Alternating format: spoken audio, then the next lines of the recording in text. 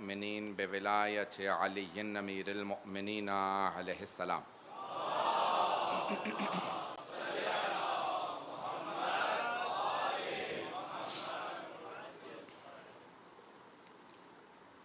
والصلاة والسلام والتحیۃ والاکرام علی افضل الموجودات العبد المؤید والرسول المسدد المصطفى الامجد المحمود الاحمد اعنی ابا القاسم محمد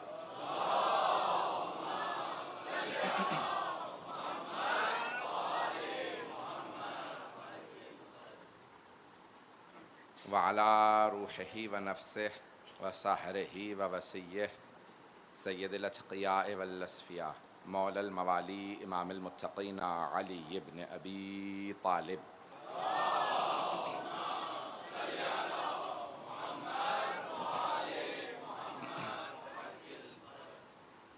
وعلى اوصیائه لا سیما بقیت اللہ فی الارضین روحی وارواح العالمین لتراب مقدمہ الفدا واللعنة الدائمة على اعدائهم اجمعین من الآن الى قیام یوم الدین۔ اما بعد فقد قال سید الساجدین وزین العابدین علیہ الصلاۃ والسلام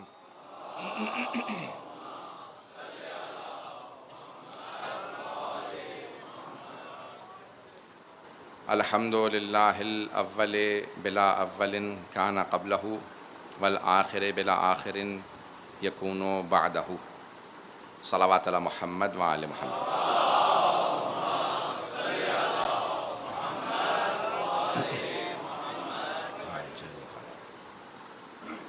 اس عشرے کا موضوع صحیفہ سجادیہ رہے گا، جیسا کہ ہم نے کل رات آپ کی خدمت میں پیش کیا۔ قرآن کریم کے بعد اہل بیت علیہ السلام کے ماننے والوں میں دو کتابوں کی اہمیت بہت زیادہ ہے، ایک نہج البلاغہ کی اور دوسرے صحیفہ سجادیہ کی۔ یہ دو کتابیں ہمارے نزدیک بہت زیادہ اہمیت کی حامل ہیں۔ قرآن کریم اللہ کا کلام ہے، نہج البلاغہ جناب امیر علیہ السلام کا، اور صحیفہ سجادیہ امام زین العابدین علیہ السلام کا۔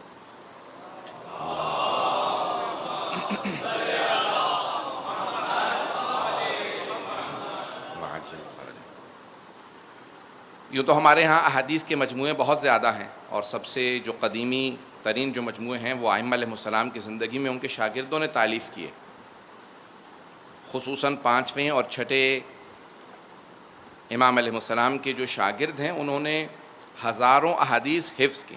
صرف 4تھے امام کے 4 شاگرد ایسے تھے جن میں سے ہر شاگرد نے 70 اور 80 ہزار احادیث حفظ کی تھی۔ 6ٹھے امام علیہ السلام کے 4000 سے زیادہ شاگرد ہیں جنہوں نے مختلف علوم میں ہزاروں کی تعداد میں احادیث کو حفظ کیا۔ اگر صرف 6ٹھے امام ہی کی ساری احادیث ہم تک پہنچ جاتی تو ان کی تعداد کئی لاکھ احادیث ہوتی۔ میں جملہ تو کہہ گیا ہوں، کئی ہزار نہیں، کئی لاکھ ہوتی۔ ابھی بھی صرف بحار الانوار میں ہمارے یہاں تقریباً 5 لاکھ احادیث ہیں۔ ہم واحد مکتب ہیں اسلام کا کہ جن کے ہاں آج تک اجتہاد باقی ہے، کیونکہ احادیث اتنی وافر مقدار میں موجود ہے۔ اجتہاد حدیث پہ ہوتا ہے کہ کون سی حدیث صحیح و سند ہے۔ آج صرف صحیفہ سجادیہ کی تمہید کے چند جملے پیش کروں گا۔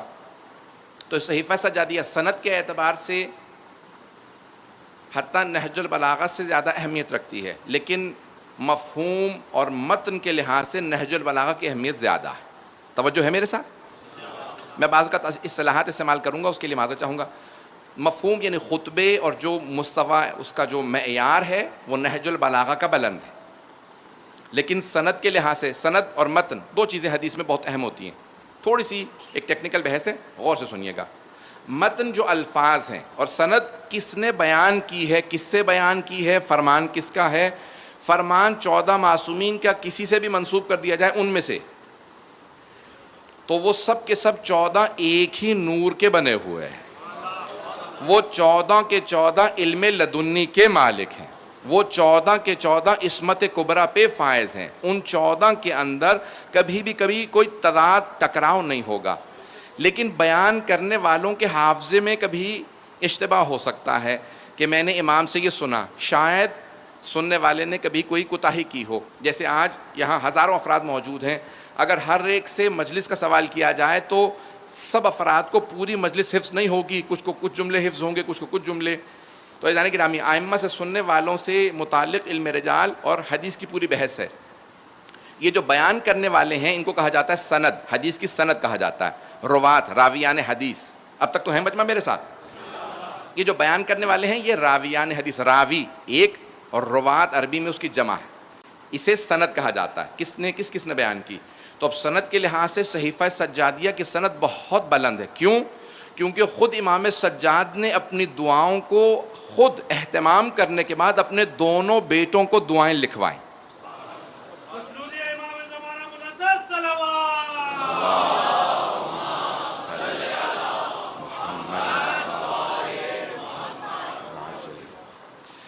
نہج البلاغہ کے خطبے جناب امیر نے فرمائے, لیکن سید رضی نے جمع کیا بہت بعد میں. اب نہج البلاغہ سے متعلق تفصیل میں نہیں جاؤں گا, لیکن خود امام زین العابدین علیہ السلام نے اپنے دونوں بیٹوں کو, حضرت امام باقر علیہ السلام اور حضرت زید شہید, دونوں کو اپنی دعائیں خود تالیف, خود لکھوائیں کہ میری دعائیں لکھ لیجئے. امام باقر علیہ السلام نے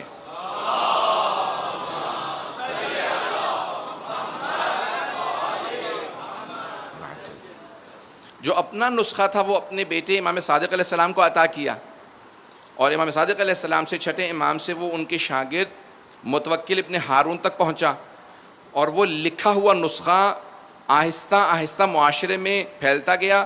6 صدی ہجری کے اندر تمام عالم اسلام کے اندر اسی کتاب صحیفہ سجادیہ یا صحیفہ کاملہ کو زبور آل محمد اور انجیل اہل بیت کا نام دے دیا گیا تھا. اب بہت سے بزرگ تو پہنچ گئے ہیں, نوجوانوں کے لیے تھوڑی سی اور تشریح کروں گا. زبور آل محمد اور انجیل اہل بیت کا نام دیا گیا. زبور جناب داؤد کو جو اللہ نے کتاب عطا کی تھی اس کا نام زبور ہے. انگریزی میں اسے کہتے ہیں سامز آف ڈیوڈ. داؤد, حضرت داؤد کا ڈیوڈ نام. سامز یعنی ان کی دعائیں ہیں, وہ اس کے اندر بھی مناجات ہیں, دعائیں ہیں. اسی لیے صحیفہ سجادیہ کو بھی زبور آل محمد کہا گیا. وہ جناب داؤد کو اللہ نے عطا کی تھی, یہ امام سجاد کو اللہ نے عطا کی ہے.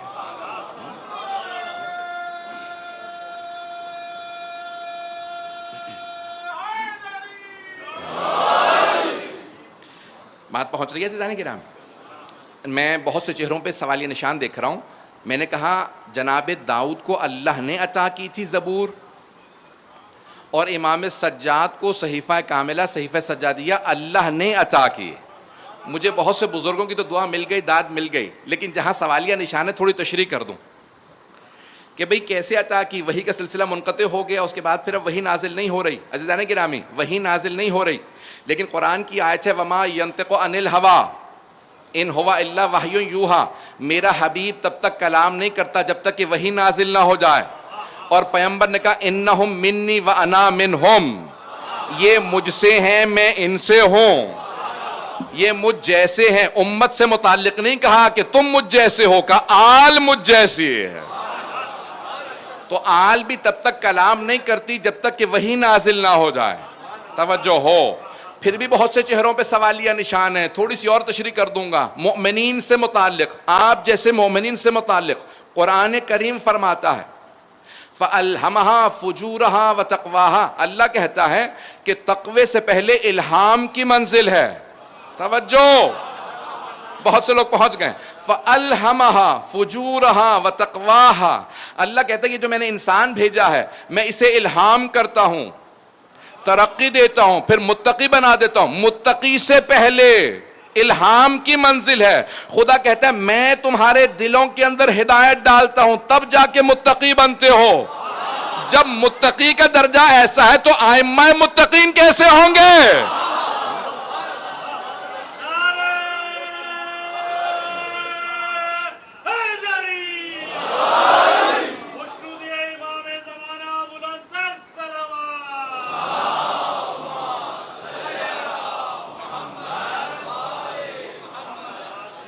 توجہ ہے عزیزان گرامی؟ میرے بزرگ، میرے بھائی، میرے بچے، ان الفاظ کو غور سے سنیں گے تو اب صحیفہ سجا، کوئی بھی کلام معصوم کا الہامی ہے، اور اسی لیے ہمارے یہاں 14 معصومین کے اقوال کو ہم حدیث کہتے ہیں. تو اب حدیث کی اقسام ہیں، میں اس کی تفصیل میں نہیں جاؤں گا، لیکن آج سن لیجئے. میں نے کہا میں نے ایک علمی موضوع لیا ہے، عشرے کا موضوع بانیان نے سب نے کہا کہ کوئی موضوع جسے ہم نے انتخاب کیا ہے.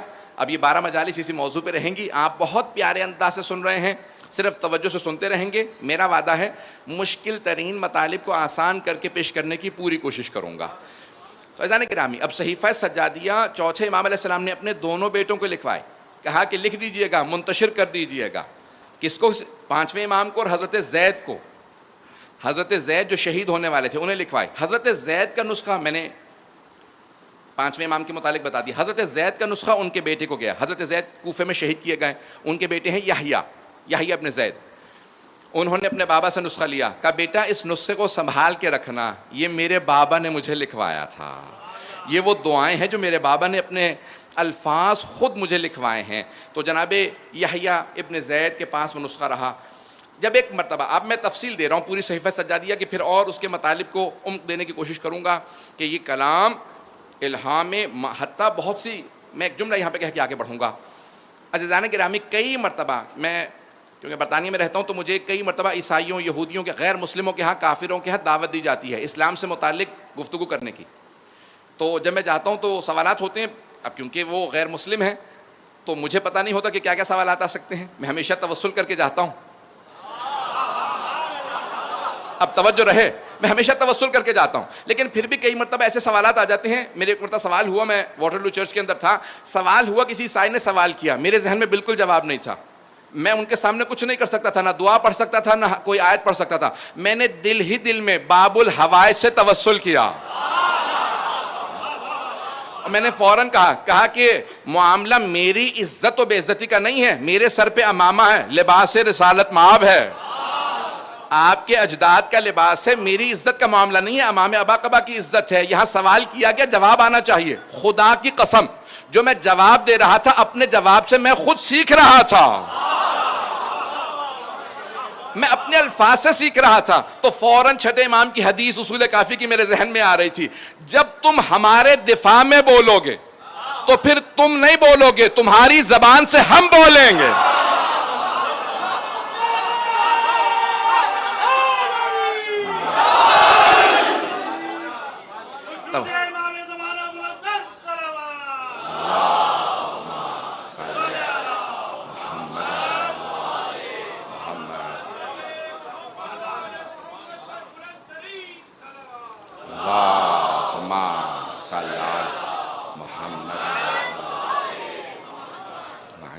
عزیزان گرامی، کئی مرتبہ خود مومن اس کیفیت میں آ جاتا ہے کہ اسے محسوس ہو جاتا ہے، یقین ہو جاتا ہے یہ الفاظ میرے نہیں ہیں، الہامی کیفیت سے یہ جو الفاظ بتائیں. حتیٰ بہت سے شعر الہامی ہوتے ہیں. میں اسی لیے صرف جواب دے رہا ہوں تاکہ نوجوانوں کے ذہن میں کوئی شبہ نہ رہ جائے. شعر بھی کئی مرتبہ الہامی ہوتے ہیں. شعر الہامی کیفیت کا نام ہے، گھبرا تو نہیں رہے. شعر بھی الہامی ہوتے ہیں. میں یہاں پہ اچانک ایک ربائی آ رہی ہے، صرف پیش کر کے آگے بڑھوں گا. یحییٰ ابن زید سے متعلق مجھے کچھ گفتگو کو پیش کرنا ہے صحیفہ سجادیہ کے عنوان سے. عزیزان گرامی، شعر بھی جب شاعر کہہ رہا ہوتا ہے، کئی مرتبہ خود نہیں کہہ رہا ہوتا، کہلوایا جا رہا ہوتا ہے. شعر بھی اس سے کہلوایا جاتا ہے. آپ نے مشہور و معروف ایک ربائی سن رکھی ہوگی، شاس حسین، بادشاہ حسین. یہ جو ربائی ہے خواجہ معین الدین چشتی کی، یہ علماء کہتے ہیں یہ الہامی ربائی ہے. خواجہ نے کہی نہیں ہے، ان سے کہلوائی گئی ہے. اب دیکھیں بہت سے لوگ پہنچ گئے ہیں. دیکھیں ربائی کہتے ہی اسے ہیں جس میں 4 مصرے ہوں، ربائی جس میں 4 مصرے ہوں. لیکن ربائی کے اندر لفظ حسین 5 بار آیا. شاس حسین، بادشاہ حسین، دینس حسین، دی پناس حسین، سرداد ندا دست در دست یزید، حتیٰ کہ بنائے لا الاس حسین. پہلے مصرے میں 2 مرتبہ حسین، دوسرے مصرے میں 2 مرتبہ حسین، آخری چوتھے مصرے میں 1 مرتبہ حسین.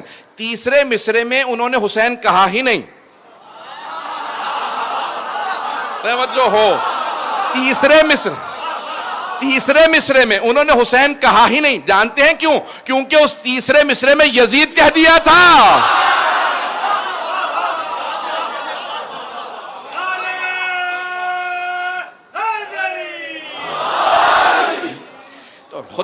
ربائی اور کلام شاعر بھی الہامی ہوتا ہے.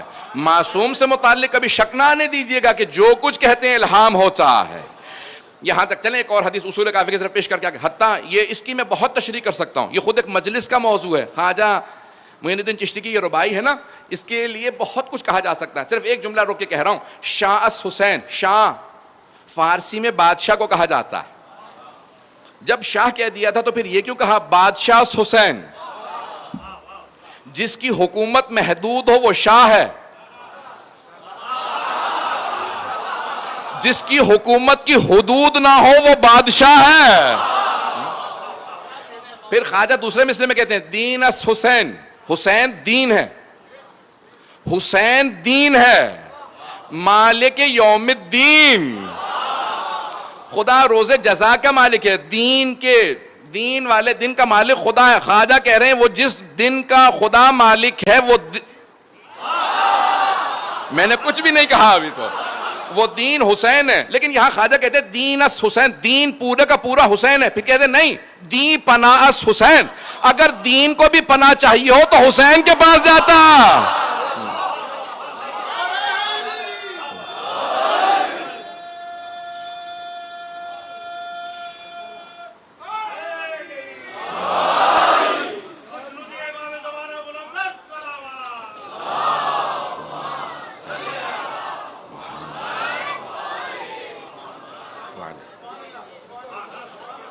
اور خواجہ کہتے ہیں کہ سرداد ندا دست در دست یزید کا سر تو اپنا دے دیا, حسین ابن علی نے اپنا سر تو دے دیا لیکن اپنا ہاتھ یزید کے ہاتھ میں نہیں دیا.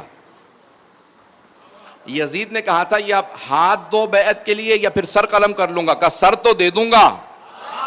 توجہ, سر تو دے دوں گا راہ خدا کے اندر, تیرے ہاتھ میں اپنا ہاتھ نہیں دوں گا کیونکہ یہ ہاتھ میرا ہاتھ نہیں ہے, میرے نانا رسول خدا کا ہاتھ ہے, میرے بابا علی مرتضیٰ کا ہاتھ ہے. یہ ہاتھ کسی یزید کے ہاتھ میں نہیں جا سکتا بیعت کے لیے. حتیٰ کہ بنا لا الہ اس حسین, دیکھیں خواجہ نے بہت پیاری یہ روائی کہی, حتیٰ کہ بنا لا الہ اس حسین. حتیٰ وہ کہتے ہیں اگر لا الہ الا اللہ کی عمارت کی بنیاد کو بھی کھود کے دیکھو گے تو اس بنیاد میں حسین نظر آئے گا کہ لا الہ الا اللہ بھی حسین کے سہارے سے کھڑا ہے. توحید تو باقی ہوتی, کلمہ توحید پڑھنے والا کوئی نہ ہوتا. نہیں, میں ایسے آگے نہیں پڑھوں گا. توحید, ذات توحید تو ہوتی, اللہ تو رہتا, اللہ ہے, ہمیشہ رہے گا, اللہ ہوتا, لیکن لا الہ الا اللہ کہنے والا کوئی نہ ہوتا. کہہ رہے حسین نے جب بیعت کر لی تو کیسا لا الہ الا اللہ؟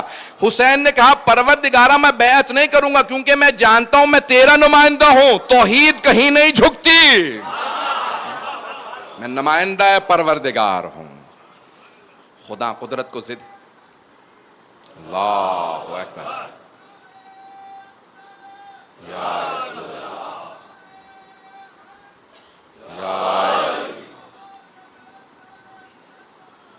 اللہم صلی علی محمد وآل محمد وعجل. توجہ ہے عزیزان کرام, یہ ہم ایک ایسے دین کے ماننے والے ہیں جہاں ائمہ علیہم السلام نے راہ خدا میں ساری قربانیاں دیں. اب یحییٰ ابن زید خود شہید ہیں. آپ کے ذہنوں میں ہے کہ کربلا کا بدلہ لینے کے لیے جناب زید نے قیام کیا تھا کوفے میں, تو ائمہ علیہم السلام نے خود, آپ کے بھائی نے 5ویں امام نے کہا کہ آپ کو شہید کر دیا جائے گا. جب متوکل ابن ہارون پہنچے کوفے, جب وہ کوفے سے نکل چکے تھے, خراسان کے راستے میں تھے. متوکل ابن ہارون کون ہے؟ صحیفہ سجادیہ کا جن کا نسخہ امام صادق نے انہیں عطا کیا تھا. ذہن میں رہے گا, میں نے بھی بتایا تھا پہلے بھی. متوکل ابن ہارون یہ امام کے شاگرد ہیں, وہ بادشاہ متوکل اور ہے, یہ امام کے شاگرد ہیں. متوکل ابن ہارون, الفاظ ذہن میں بیٹھ رہے ہیں میرے؟ تو عزیزان گرامی, وہ کہتے ہیں کہ میں ان سے اس وقت ملا, 2 نسخے صحیفہ سجادیہ کے چوتھے امام نے اپنے دونوں بیٹوں کو عطا کیے, دونوں کو لکھوایا, 5ویں امام کو اور حضرت زید. حضرت زید کا نسخہ ان کے بیٹے یحییٰ ابن زید کو گیا. یحییٰ ابن زید کہاں جا رہے ہیں؟ کوفے سے خراسان کی طرف, مشہد کی طرف جا رہے ہیں. راستے میں متوکل ابن ہارون سے ملاقات ہوتی ہے. ایک مرتبہ جب ملے تو کہا فرزند رسول آپ کی عظمتوں کو سلام ہو, آپ کو تسلیت پیش کرتا ہوں, آپ کے بابا کو شہید کر دیا گیا جیسے آپ کے اجداد شہید ہیں. کہا کہاں سے آ رہے ہو متوکل؟ کہا میں مدینے سے آ رہا ہوں. کہا ہمارے جو مولا اور آقا جعفر ابن محمد ہیں امام جعفر صادق علیہ الصلوۃ والسلام.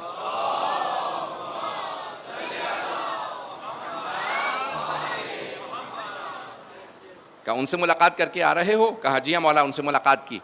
کہا کچھ فرمایا انہوں نے میرے سے متعلق؟ کہا ہاں مولا لیکن میں آپ کو بتانا نہیں چاہتا. کہا تم مجھے کیا موت سے ڈرا رہے ہو؟ توجہ ہو. کیا مجھے موت سے ڈرا رہے ہو کہ نہیں بتاؤں گا کہیں میں موت سے ڈر جاؤں گا؟ خبردار یاد رکھنا ہماری رگوں میں بھی علی کا خون دوڑ رہا ہے. جو بھی میرے امام نے میرے متعلق بتایا ہے مجھے کھل کے بتا دو. کہا کہ آپ کے جو ابن ام ہیں امام صادق علیہ السلام انہوں نے فرمایا ہے کہ آپ کی بھی شہادت ہو جائے گی, آپ کو شہید کر دیا جائے گا. تو کہا کچھ دیر کے لیے میں حضور نے کہا کہ جو اللہ کا فیصلہ ہے ہمیں قبول ہے, میں پھر بھی برگشت نہیں کروں گا. کہا کہ کچھ اور؟ کہا ہاں مولا نے فرمایا تھا کہ آپ کے پاس ایک نسخہ ہے, تفصیل ہے, بہت تفصیلی واقعہ ہے. تو کہا ہاں میرے متعلق کیا فرمایا؟ کہا کہ میں شہید ہو جاؤں گا. کہا میرے پاس ایک نسخہ ہے جو میرے بابا نے مجھے دیا ہے کہ جو میرے دادا نے انہیں لکھوایا تھا, دعاؤں کا صحیفہ کاملہ کا مجموعہ ہے. کہا متوکل کیونکہ اب تم نے مجھے بتا دیا کہ میرے مولا نے میری شہادت کی خبر دی ہے, کیونکہ میں شہید ہو جاؤں گا, میں یہ صحیفہ کاملہ کا نسخہ تمہیں دے رہا ہوں. یہ جا کے میرے جو ابن ام ہیں, میرے جو چچا بھائی ہیں, ان کو دے دیجیے گا تاکہ یہ نسخہ ضائع نہ ہو جائے, میرے دادا کی دعائیں ہیں. اب وہاں ان کی گفتگو بہت طولانی ہے. متوکل ابن ہارون کہتے ہیں کہ میں نے ایک مرتبہ ان سے سوال کیا, کہا آپ کا علم زیادہ ہے یا امام جعفر صادق علیہ السلام کا علم زیادہ ہے؟ تو کہا کہ انہوں نے کہا علم تمام اہل بیت کے پاس ہے, لیکن ہم جو کچھ جانتے ہیں وہ جانتے ہیں, لیکن جو کچھ وہ جانتے ہیں ہم نہیں جانتے. پتہ نہیں بات پہنچے نہیں پہنچے. میں دیکھیں الفاظ میں سب کچھ آپ کے سامنے پیش کر رہا ہوں. کہا ہم جو کچھ جانتے ہیں وہ اہل بیت علیہ السلام سارا جانتے ہیں, جو کچھ میں جانتا ہوں وہ جانتے ہیں, لیکن وہ جو کچھ جانتے ہیں وہ سارا میں نہیں جانتا, کیونکہ ان کا علم خدا کے علم سے متصل ہے.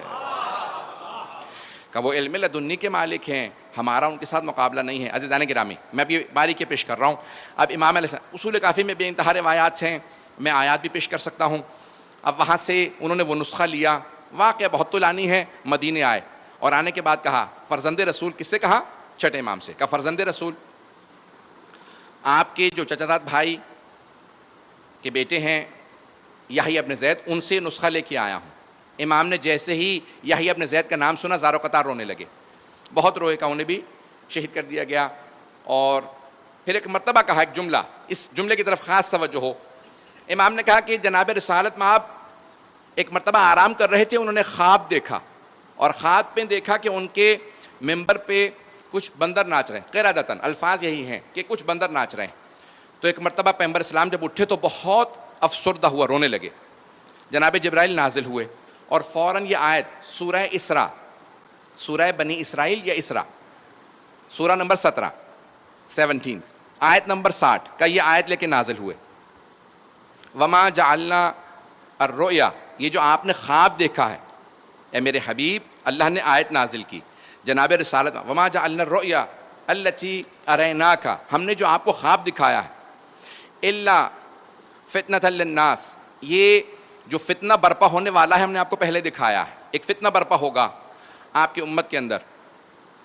والشجرۃ الملعونہ فی القرآن, اور یہ جو قرآن کے اندر شجرہ ملعونہ کہا گیا, دو الفاظ آئے ہیں قرآن کے اندر, ایک ہے شجرہ طیبہ پاک درخت, کچھ لوگ تو پہنچ گئے, اور دوسرا کا شجرہ ملعونہ یا شجرہ خبیثہ, ملعون درخت. کہا یہ وہی جو قرآن کے اندر شجرہ ملعونہ کہا گیا ہے, یہ وہی فتنہ ہے جو آپ نے دیکھا کہ آپ کے بعد ممبروں پہ لوگ آ جائیں گے اور بندروں کی طرح سے ناچیں گے. تو کہا کہ یہ کون ہوں گے؟ کہا اللہ سبحانہ و تعالیٰ نے یہ آیات نازل فرمائی ہے کہ یہ بنو امیہ کے لوگ ہوں گے جو آپ کے خون کو بہائیں گے, بنو امیہ کے افراد. اب میں نام نہیں لوں گا کہ کون کون افراد ہیں, یزید بھی انہی میں سے ایک نام ہے.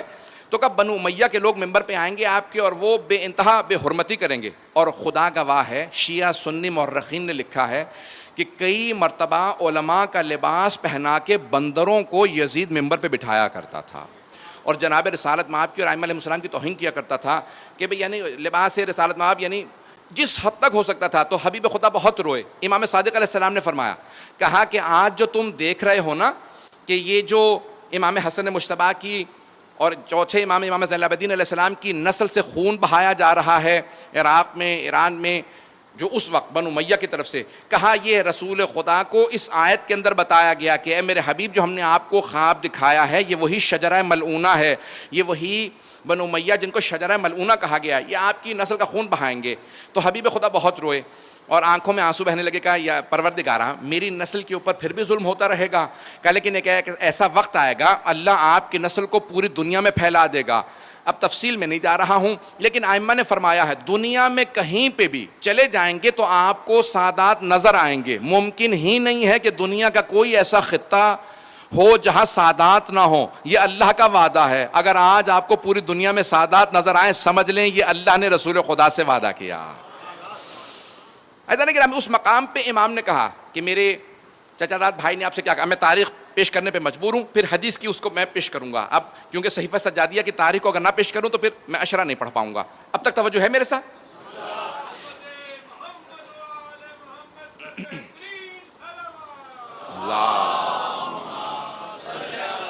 محمد وعجل فرج۔ اذان کرامی، اب ایک مرتبہ چھٹے امام علیہ السلام نے فرمایا، کہا کہ یہ نسخہ جو ہمارے یحییٰ ابن زید نے میرے بھائی نے دیا ہے، کہ میرے پاس ایک نسخہ موجود ہے، ذرا دیکھو۔ کہ میں نے دونوں، متوکل ابن ہارون کہتے ہیں میں نے دونوں نسخے سامنے رکھے، کہ ایک لفظ کا بھی فرق نہیں تھا۔ لکھنے والے کیونکہ 5ویں امام تھے اور ان کے بھائی تھے، کہ ایک لفظ کا فرق نہیں تھا، کہ اس میں 75 دعائیں تھیں۔ میں نے دعائیں حفظ کر لیں۔ متوکل ابن ہارون کہتے ہیں میں نے دعائیں ساری حفظ کی، 75 اس میں دعائیں تھیں۔ اللہ نے جناب داؤد کو زبور دی تھی، جناب عیسیٰ کو انجیل دی۔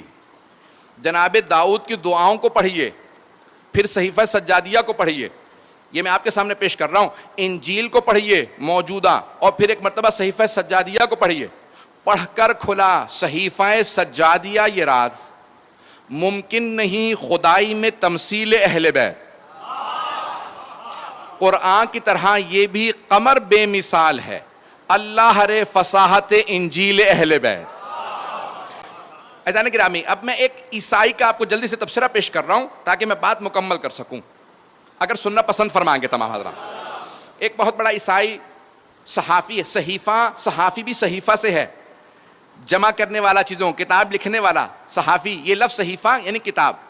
تو اب اللہ نے صحیفے نازل کیے، صحف جمع ہے صحیفے کی۔ اب سن لیجئے گا، بہت بڑا صحافی ہے، شاید میں نے کبھی پیش کیا ہو، اب میرے ذہن میں نہیں ہے کس مقام پہ پیش کیا ہے یہ واقعہ۔ برطانیہ کے سب سے بڑے جو اخبار ہیں ان میں سے ایک اخبار کا نام ہے دا گارڈین۔ اب مجھے اخبار کو پروموٹ نہیں کرنا، میں یہاں کسی اخبار کی پروموشن کے لیے نہیں بیٹھا، لیکن پیش کرنا مقصود اس لیے ہے کہ مسلمانوں کا اخبار نہیں ہے، شیعوں کا اخبار نہیں ہے، انگریزوں کا، عیسائیوں کا اخبار ہے۔ اس میں ایک آرٹیکل چھپا 1994 میں، 1994 میں، 93 یا 94 میں، 24-25 برس پہلے۔ ایک عیسائی کہتا ہے مجھے پچھلے دنوں ایک مسلمان نے کتاب دی انگریزی کے اندر، نام ہے سامز آف اسلام، صحیفہ سجادیہ کا انگریزی ترجمہ، کہ جب میں نے وہ کتاب پڑھی تو مجھے تعجب ہوا کہ مسلمانوں میں کوئی ایسا علم رکھنے والا ہے جس نے داؤد کی زبور اور عیسیٰ کی انجیل سے بہتر دعائیں مانگی ہیں۔ لکھنے والا عیسائی ہے، صحافی ہے، انگریزی میں لکھتا ہے، کہ اب دیکھیں اس نے عربی نہیں پڑھی، اس نے انگریزی کا ترجمہ پڑھا۔ جو انگریزی کا ترجمہ پڑھ کے اتنا متاثر ہو، سوچئے اگر امام کے الفاظ عربی میں پڑھ لیتا تو اس کا کیا عالم ہوتا۔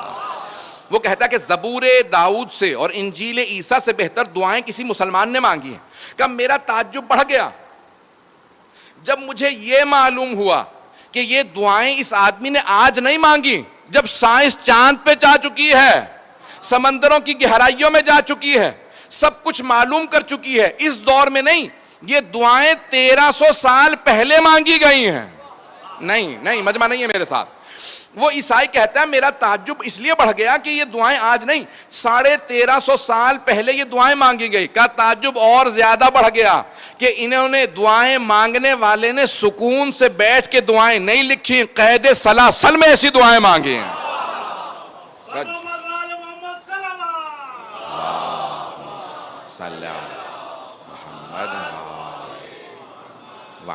وہ عیسائی کہتا ہے کہ اگر کسی کی قید سلاسل میں دعائیں ایسی ہوں، اگر انہیں سکون ملا ہوتا تو وہ کیسی دعائیں مانگتے۔ عزیزان گرامی، کتنی باریکیاں کسی عیسائی کو دیں۔ یہ وہ صحیفہ سجادیہ ہے۔ میں اپنے نوجوانوں سے، اپنے بھائیوں سے، اپنے بچوں سے کہوں گا ضرور مہینے میں کم از کم ایک دعا ضرور پڑھیں. 75 دعاؤں میں سے متوکل ابن ہارون کہتے ہیں کہ 64 دعائیں 64 دعائیں میں نے حفظ کر لیں, 11 میرے حافظے سے چلی گئیں. جب لکھیں تو مختلف تاریخ کے اندر نسخے ضائع ہوتے رہے, یہاں تک کہ آج ہمارے پاس 58 دعائیں آئی ہیں ان 75 دعاؤں میں سے. اور میں نے جو پہلی دعا ہے وہ حمد باری تعالیٰ پہ ہے. اس کا جملہ تھوڑی سی تشریح پیش کرنا چاہ رہا ہوں کہ خدا کون ہے. دیکھیں اللہ نے قرآن کے اندر پیش کیا الحمدللہ الاول بلا اولن, یہ امام کی دعا کا پہلا جملہ. کھانا قبلہ, امام کہتے ہیں وہ اللہ ایک ایسا اول ہے, پہلا ہے کہ اس سے پہلے کچھ بھی نہیں تھا. والآخر بلا آخر یکون بعدہ, اور ایک ایسا آخر ہے جس کے بعد کچھ بھی نہیں ہوگا, یعنی نہ اللہ سے پہلے کچھ ہے نہ اللہ کے بعد کچھ ہے, یعنی وہی ابدی و ازلی ہے, سرمدی ہے, لا زوال ذات اللہ کی ذات ہے. مجھے مجمع کی توجہ چاہیے. اب توحید کو پیش کر رہے ہیں کون؟ امام زین العابدین علیہ السلام. قرآن نے توحید کو سمجھایا ہے, لیکن قرآن کی تشریح وہی کر سکتا ہے یا جس پہ قرآن نازل ہوا ہو, یا وہ تفسیر پیش کر سکتا ہے جو اس نازل ہونے کے بعد اس قرآن کا وارث ہو. تفسیر صرف وہی کر سکتا ہے. اب امام نے یہاں جملہ کہا ہے کہ تمام کی تمام ابصار, دیکھنے والی آنکھیں اللہ کی رؤیت سے, دیکھنے سے عاجز ہیں.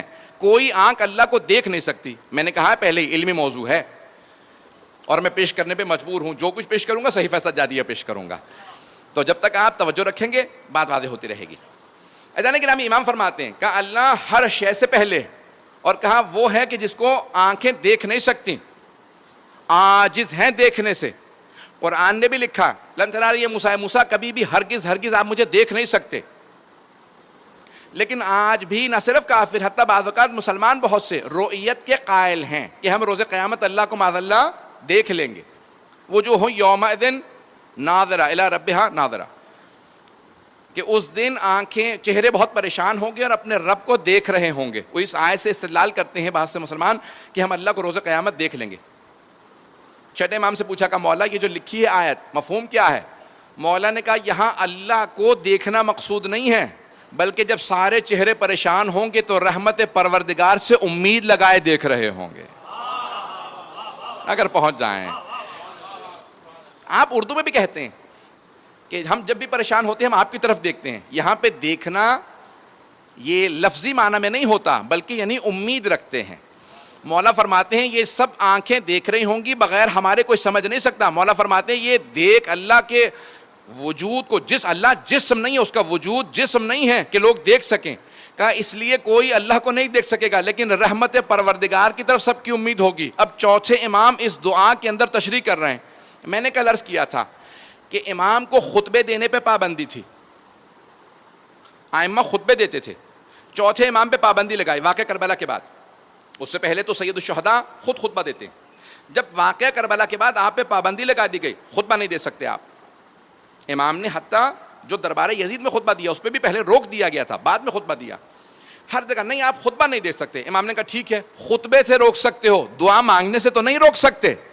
اب جب امام دعا مانگتے تھے تو دعا ہی کے اندر سارے معارف کو پیش کیا کرتے تھے. اس میں توحید بھی ہوتی تھی, نبوت بھی تھی, امامت بھی تھی, احکام بھی تھے, ظالموں کے خلاف بھی تھا, جو کچھ تھا امام نے سارے معارف کو دعا کی شکل کے اندر بنا کے پیش کیا. اب آئیے ذرا پیش کر رہا ہوں سارے علم کلام کے مباحث کو آپ اس دعا کے اندر پائیں گے, اور میں لازماً پیش کروں گا, جانتا ہوں علمی موضوع ہے, اور پیش کر کے انشاءاللہ آپ کی خدمت میں پھر چند جملے آخر میں مصائب کے. عزیزان گرامی, اب امام توحید پیش کر رہے ہیں کہ خدا کو دیکھا نہیں جا سکتا, عاجز ہیں آنکھیں اللہ کو دیکھنے سے. میں اس کی تشریح کرنا چاہ رہا ہوں, مجمع کی توجہ رہے میرے ساتھ. عاجز ہیں آنکھیں, لفظ امام استعمال کر رہے ہیں عاجز ہیں. عجز اور عاجزی یعنی جب انسان کے اندر صلاحیت ہی نہ ہو اسے عاجزی کہا جاتا ہے. اسی سے لفظ معجزہ بھی نکلا ہے. قرآن معجزہ ہے, یعنی انسان عاجز ہے قرآن جیسی کتاب لانے سے. امام فرماتے ہیں جس طرح سے کوئی قرآن جیسی کتاب نہیں لا سکتا, اسی طرح سے اللہ کو دیکھنے سے عاجز ہے. عاجز ہے دیکھنے سے نہیں. تب تک مجھے واہ واہ کچھ نہیں چاہیے جب تک کہ میں جملہ سمجھا نہ لوں. اب مجھے سارے مجمع کی توجہ چاہیے. امام فرماتے ہیں عاجز ہے انسان اللہ کو دیکھنے سے. کیوں عاجز ہے؟ کیونکہ انسان خود جسم ہے اور آنکھوں سے دیکھتا ہے. آنکھیں جہت کی محتاج ہیں. جہت یعنی ڈائریکشن. چند چیزوں کے بغیر میں اور آپ دیکھ نہیں سکتے. جب تک کہ روشنی نہ ہو, نور نہ ہو, میں اور آپ دیکھ نہیں سکتے. اندھیرے میں ہمیں کچھ نظر نہیں آتا. پہلی چیز دیکھنے کے لیے ہے نور شرط. دوسری جہت. جب میں اس طرف دیکھ رہا ہوں تو مجھے نہیں پتا پیچھے کیا ہو رہا ہے. جب میں دائیں دیکھوں تو بائیں کو نہیں دیکھ سکتا. توجہ. انسان جہت, ڈائریکشن. انسان جس جہت میں دیکھتا ہے, 6 جہات ہیں, اوپر نیچے دائیں بائیں سامنے پیچھے, 6 جہات ہیں. انسان جب ایک جہت میں دیکھتا ہے تو دوسری جہت میں نہیں دیکھ سکتا.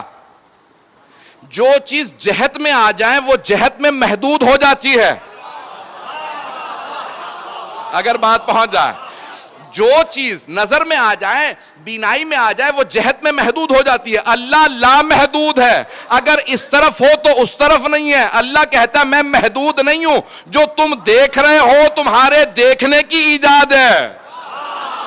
میں ایجاد سے بالا تر ہوں. میں ایجاد کرتا ہوں, مجھے کوئی نہیں دیکھ سکتا. اگر بات پہنچ گئی ہو. یہ توحید کے کس زاویے کو امام پیش کر رہے ہیں؟ امام فرماتے ہیں عاجز ہے انسان. عاجز ہے خدا کو دیکھنے سے. پھر اگلے جملے میں کہتے ہیں کہ اس نے اس ساری کائنات کو بنایا ہے. اور پھر جملہ کہتے ہیں کیسے؟ اختراعً, جدید بنایا. میں اور آپ اگر کوئی چیز بنانا چاہتے ہیں نا تو ہمارے سامنے کوئی مثال موجود ہو تو ہم بنا پاتے ہیں. آپ میں سے کوئی آدمی کہے میں اسی ممبر جیسا ممبر بنانا چاہتا ہوں, تو آپ ممبر کو دیکھیں گے پھر ممبر بنائیں گے. امام کتنی باریکی سے توحید کو پیش کر رہے ہیں. کہا اللہ کے سامنے اتنی بڑی کائنات کی کوئی مثال موجود نہیں تھی, اس نے ایسی کائنات بنائی ہے. کہ ساری کائنات کو اس نے خلق کیا بغیر کسی مثال کے. اس نے کسی شے کو دیکھے بغیر اتنی دقیق, اتنی دقت سے کائنات کو بنایا ہے کہ کوئی شے دوسرے سے ٹکراتی نہیں ہے, کہیں کوئی تصادم نہیں پایا جاتا. اور کہا اسی لیے اسی کی ذات سجدے کے لائق ہے. اور یہ کون سمجھا سکتا ہے؟ جس کا اپنا لقب سید الساجدین ہو. صرف ایک واقعہ پیش کروں گا, کل تفصیل سے آپ کے سامنے مطالب کو پیش کروں گا. آج میں نے ساری آپ کے سامنے صحیفہ سجادیہ کی تاریخ کو پیش کیا ہے. صحیفہ کاملہ, الصحیفۃ الکاملہ. امام کا لقب ہے سید الساجدین. سننا پسند فرمائیں گے؟ امام زین العابدین کی خوشنودی کے لیے بآواز بلند صلوات پڑھیں گے.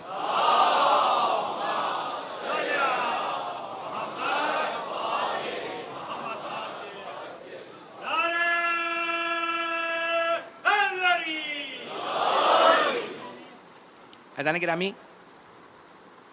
سجدہ اللہ کے لیے ہے, لیکن کس طرح سے؟ ایک با معرفت سجدہ ہوتا ہے, ایک بے معرفت سجدہ ہوتا ہے. معرفت کے ساتھ سجدہ کیا جائے تو زمین گواہی دیتی ہے. حدیث میں ہے روز قیامت زمین گواہی دے گی پروردگارا اس نے مجھ پہ سجدہ کیا تھا. اور اگر سید الساجدین کا سجدہ ہو تو ہر زمین سلام کر کے کہے گی میں بھی منتظر تھی کہ ایک سجدہ آپ کا مجھ پہ ہو جائے.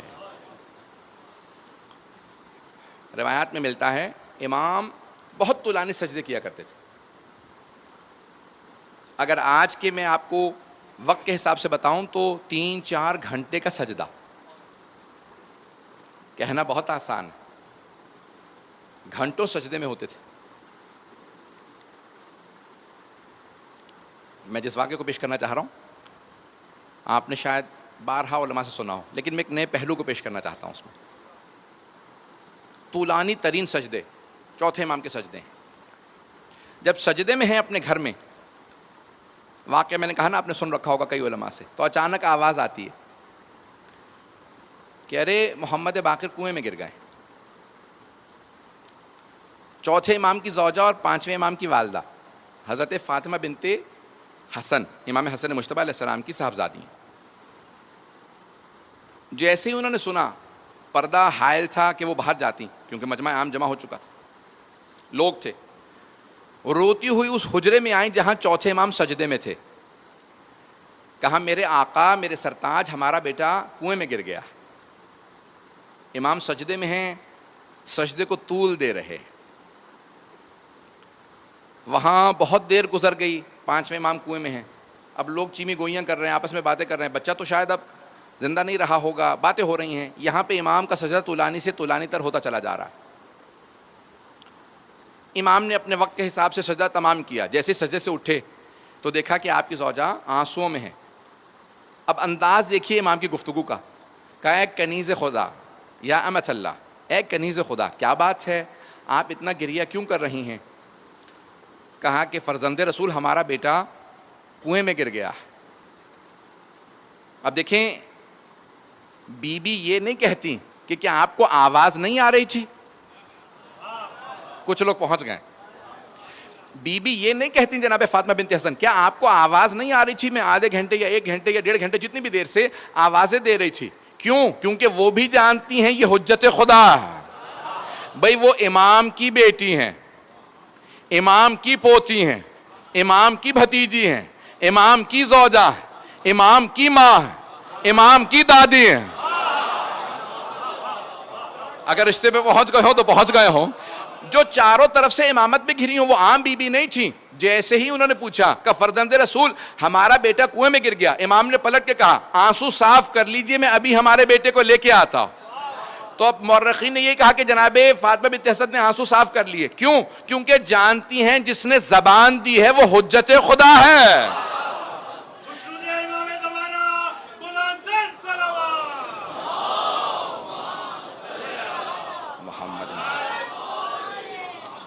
بھئی وقت نہیں رہ گیا، میں مکمل کر لوں واقعہ، مجھے مصاحب کو بھی پیش کرنا ہے. تو ایک مرتبہ امام چلے، میں اپنے انداز سے پیش کروں امام کیسے چلے ہوں گے اپنے بیٹے امام باقر علیہ السلام کو کنویں سے نکالنے کے لیے. ایک مرتبہ امام سجدے سے اٹھے.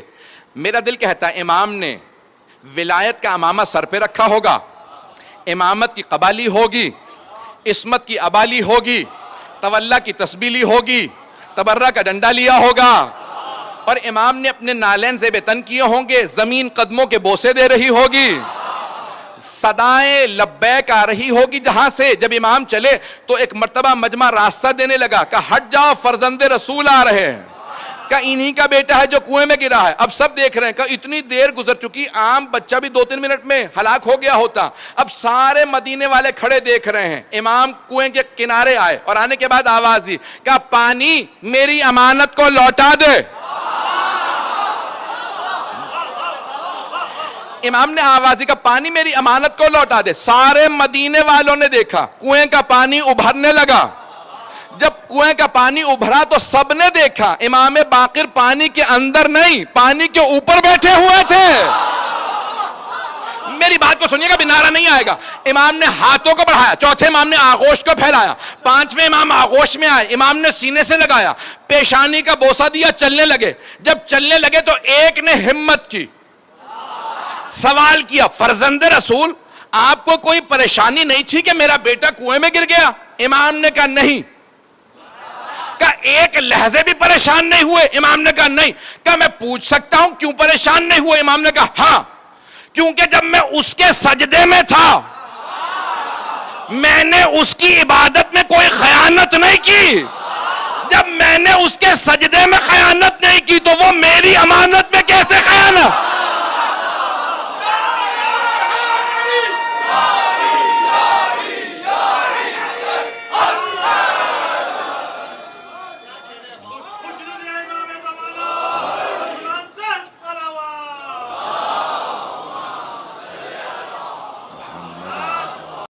رات میں سفر کیجئے گا. کہ بابا جیسا آپ نے کہہ دیا. امام حسن مجتبیٰ مدینے پہنچے. بہنوں نے جیسے ہی دیکھا کہ بھیا کیا خوشخبری لائے ہیں؟ کہ بابا نے کوفے بلایا ہے. ساری بیٹیاں بہت خوش ہوئیں. کہ بابا نے بلایا ہے؟ کہ ہاں ہم سب چلیں گے. جناب امیر سے بہت محبت تھی بیٹیوں کو. ساری بیٹیاں تیار ہو گئیں کہ ہم سب کے سب کوفے چلیں گے. رات میں سفر ہوتا تھا. جیسے ہی کوفے کے باہر قافلہ پہنچا امام حسن مجتبیٰ نے قافلے کو روکا اور خود اکیلے گئے. امیر المومنین خطبہ دے رہے تھے. جیسے ہی امام حسن کو دیکھا فوراً کہا علیک باللیل، بیٹا رات کا انتظار کیجئے گا. اب میری طرف دیکھیے گا, مولا نے کوفے والوں سے کہا, کب؟ 36 ہجری میں, 61 ہجری نہیں ہے. کہا کوفے والوں آج رات کوئی اپنے گھر سے باہر نہ نکلے, آج نبی کی نواسیاں کوفے میں آ رہی ہیں, آج جناب رسول خدا کی نواسیاں آ رہی ہیں, آج میری بیٹیاں کوفے میں آ رہی ہیں. سب کوفے والے اپنے اپنے گھروں میں چلے گئے. جناب امیر آئے بیٹیوں کے استقبال کے لیے. ایک مرتبہ کہا, بیٹا حسن مجتبیٰ, اس ناقہ کی, اس اونٹنی کی مہار میرے ہاتھ میں دے دیں جس پہ زینب سوار ہے, میں اپنی بیٹی کو خود کوفے میں لے کے جاؤں. دیکھیں کتنی محبت کا اظہار فرما رہے ہیں. اونٹنیاں موجود ہیں, مولا نے اس ناقہ کی مہار ہاتھ میں لی جس پہ جناب زینب ہیں. اپنے ہاتھ سے مہار تھام کے مولا کوفے میں اپنی بیٹی کو لے کے آ رہے ہیں. ایک مرتبہ مولا نے آواز دی, بیٹی زینب. کہا جی بابا جان. کہا بیٹی ذرا امالی کا پردہ ہٹائیے گا. جناب زینب نے امالی کا پردہ ہٹایا. کہا جی بابا جان فرمائیے. جناب زینب نے جیسے مولا مشکل کشا کو دیکھا نا, تو جانتے مولا نے کیا کہا؟ کہا بیٹی غور سے دیکھ لو, یہ کوفے کا پہلا چوک ہے.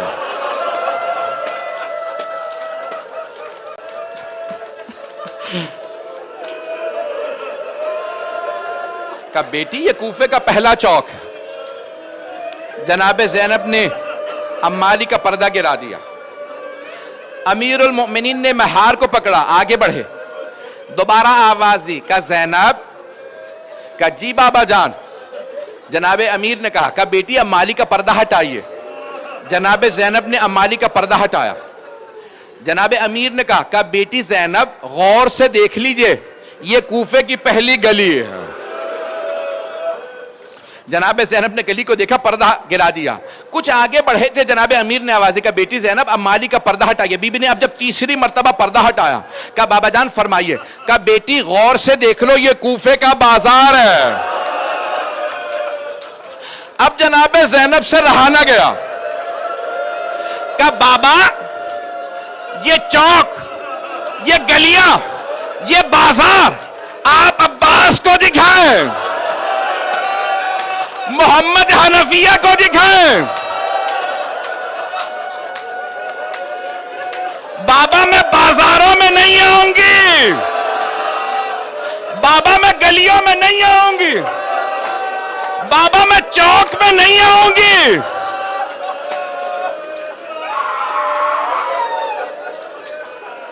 ایک مرتبہ جناب امیر نے آواز دے کے کہا بیٹی کل یہی کوفہ ہوگا, یہی بازار ہوگا, ہاتھوں میں پتھر ہوں گے, علی کی بیٹیاں ہوں گی.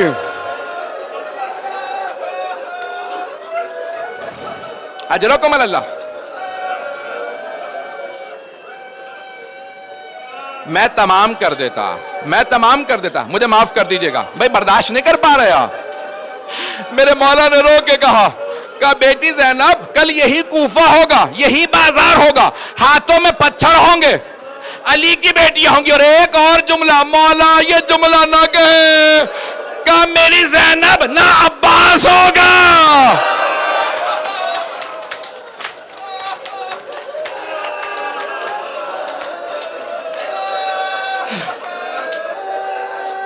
نہ علی اکبر, نہ محمد.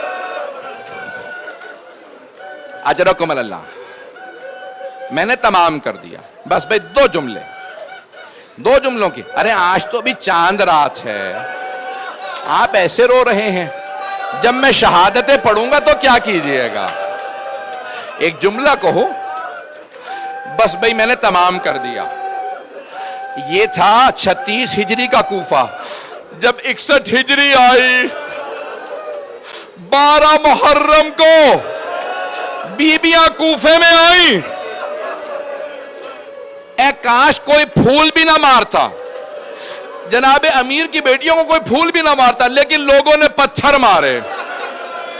جب لوگ پتھر مار رہے تھے نا, اچانک ایک طرف سے آواز آئی, السلام علیکہ یا ابا عبداللہ.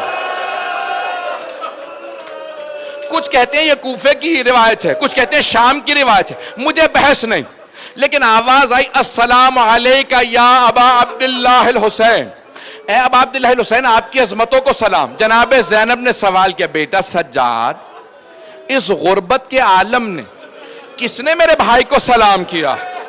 امام سجاد رونے لگے، کہ پھوپھی اماں کوفے کے دروازے پہ دیکھیں، ایک سر لٹکا ہوا تھا، ساری بیبیاں گزر گئیں، ایک بی بی رک گئی، اس بی بی کا نام رقیہ بتایا جاتا، وہ بی بی کہنے لگے مسلم جو آپ پہ بیتی مجھے پتا چل گیا، جو مجھ پہ گزری آپ کو پتا، مسلم مجھے اتنا بتا دے میرے 2 یتیم بچے کہاں ہیں؟ الا لعنت اللہ علی القوم الظالمین وَسَيَعْلَمُ الَّذِينَ ظَلَمُوا أَيَّ مُنْقَلَبٍ يَنْقَلِبُونَ۔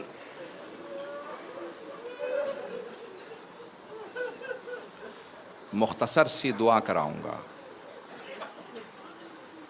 ارے صحیفہ سجادیہ کے صدقے میں مانگ لیجئے، چادر جناب زینب کے صدقے میں مانگ لیجئے، جو مانگیں گے عطا ہوگا۔ اب آپ لوگ کیونکہ بہت زیادہ گریہ کر چکے ہیں، میں اور نہیں رلاؤں گا، لیکن ایک واسطہ دوں گا، میری طرف دیکھیے گا، ہاتھوں کو بلند کریں، جو دعائیں مانگیں گے انشاءاللہ العزیز قبول ہوں گی۔ صرف ایک واسطہ دوں گا، صرف ایک واسطہ۔ میں ہمیشہ ایک سوال کرتا ہوں، کبھی بیماروں کو بستر سے تو نہیں گرایا جاتا؟ پروردگارہ شام غریباں کے اس بیمار کا واسطہ جن کا بستر لوٹ لیا گیا تھا، ہمارے تمام مریضوں کو شفائے کاملہ عاجلہ عنایت فرما، بے اولادوں کو اولاد عنایت فرما، مقروضوں کے قرض ادا فرما، پریشان حالوں کی پریشانیاں دور فرما۔ پروردگارہ واسطہ ہے ان بیبیوں کا جن کے پاؤں بہت زخمی تھے، پروردگارہ ہم سب کی عاقبت بخیر فرما، ہم سب کو زندگی میں محمد و آل محمد کی زیارات نصیب فرما، آخرت میں ان کی شفاعت نصیب فرما، ہماری گنہگار آنکھوں کو امام زمانہ کا ظہور دیکھنا نصیب فرما، دشمنان اہل بیت کو نیست و نابود فرما، داعش و طالبان کو غارت فرما، مؤمنین کی حفاظت فرما، ہمارے مقامات مقدسہ کی حفاظت فرما۔ اپنی اپنی حاجات طلب کر لیجیے گا۔ پروردگارہ جتنے مومنین و مومنات اس مجلس میں موجود ہیں کسی کی دعا کو رد نہ فرما۔ پروردگارہ واسطہ اس بی بی کا جس نے جب اپنے نانا کی زری پہ ہاتھ رکھا تو یہ شکوہ نہیں کیا نانا مجھے کھانے کو کچھ نہیں ملا، یہ شکوہ نہیں کیا نانا ہمیں پانی نہیں دیا گیا، صرف 2 باتوں کا تذکرہ کیا، نانا میں 70 قدم کے فاصلے پہ کھڑی تھی جب حسین کے سر سے امامہ اتارا گیا، نانا جب شمر نے بالوں میں ہاتھ ڈالا، اور دوسرا شکوہ جانتے ہیں کیا کیا؟ کہ نانا آپ کی امت نے میری چادر چھین لی۔ پروردگارہ چادر جناب زینب کا واسطہ ہمیں امام زمانہ کا ظہور دیکھنا نصیب فرما۔ ربنا تقبل